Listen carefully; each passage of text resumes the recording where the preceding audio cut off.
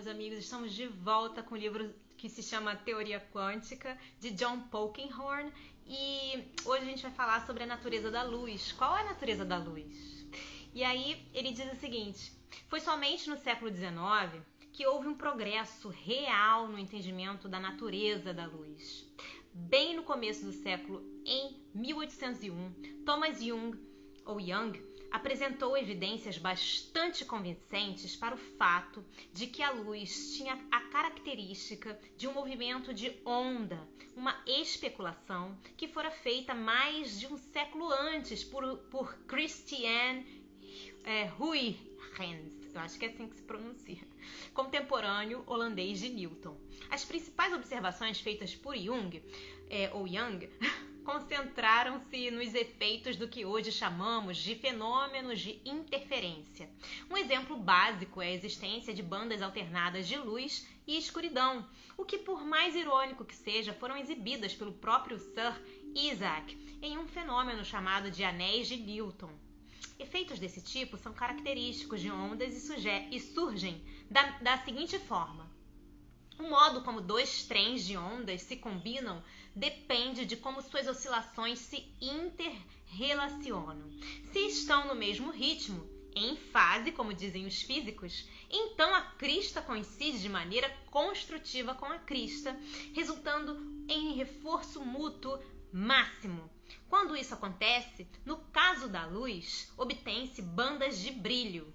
Se, no entanto, os dois conjuntos de ondas estão exatamente fora de ritmo, fora de fase, a crista coincide com o vale em uma anulação mutuamente destrutiva e o resultado é uma banda de escuridão.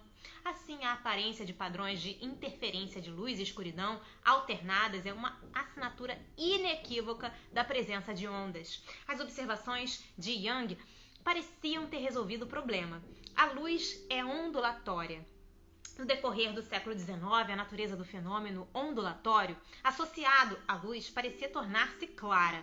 Descobertas importantes feitas por Hans Christian Ørsted e Michael Faraday mostraram que eletricidade e magnetismo, fenômenos que à primeira vista pareciam muito distintos em sua natureza, estavam na verdade intimamente ligados entre si.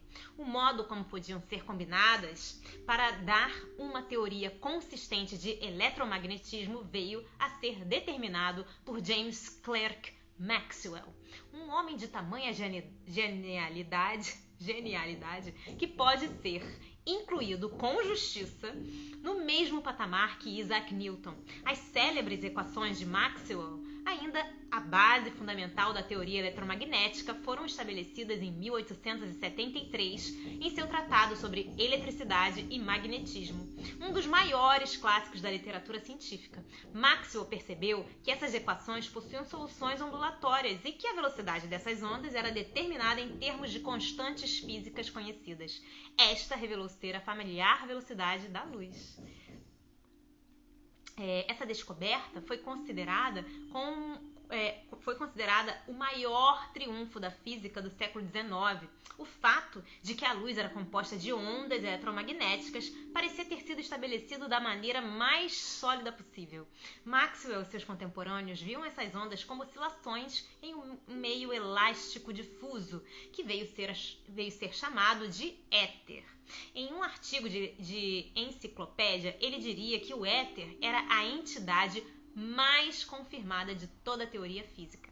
Chamamos a física de Newton e Maxwell de física clássica. No fim do século XIX, ela havia se tornado um imponente edifício teórico. Não foi nada surpreendente o fato de que nobres homens mais velhos, como o Lord Kelvin, chegaram a pensar que todas as ideias da física já eram conhecidas e que tudo o que havia para fazer era organizar os detalhes com maior precisão. Nos últimos 15 anos do século, um jovem na Alemanha que contemplava uma carreira acadêmica foi alertado contra o ingresso na física. Seria melhor tomar outro rumo, pois a física estava no fim da estrada, com pouco ou nada de relevante a ser feito. O nome desse jovem era Max Planck, que felizmente ignorou o conselho dado. Na realidade, algumas rachaduras já começavam a aparecer na esplêndida fachada da física clássica.